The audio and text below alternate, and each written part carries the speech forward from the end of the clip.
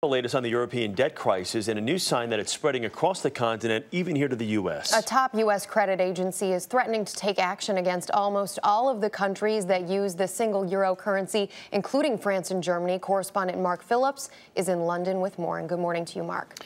Good morning, Rebecca. Well, it's frankly the last thing the Eurozone countries would have wanted.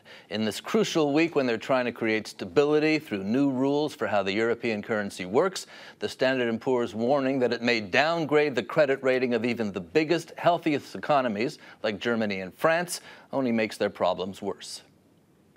The markets took the news predictably. They started slipping.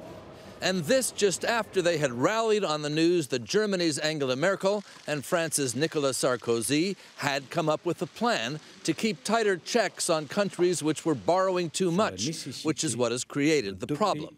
The S&P threat is another huge incentive to Europe to do something. Overall, it is a positive thing that S&P have come out with this because it has turned the screws a little bit more. I think markets will now give the Eurozone a couple of days breathing space. I don't expect any dramas over the next few days, but let's see what this Friday meeting brings. Into this financial storm has come U.S. Treasury Secretary Timothy Geithner.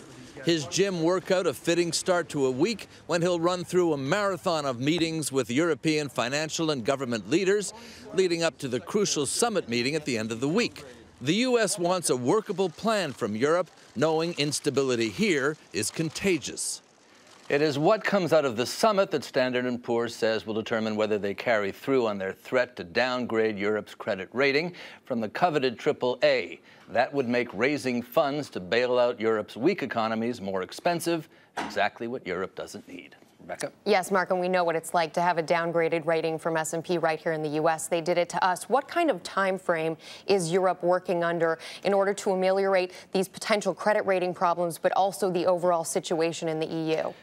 Well, this European credit crisis has been dragging on for more than a year now, but this does seem to be the crunch week. The new proposals, the German-French proposals, which will shift power to the center of Europe and away from the various European capitals in terms of deficits, that'll be published tomorrow. It'll be furiously debated at a summit at the end of the week.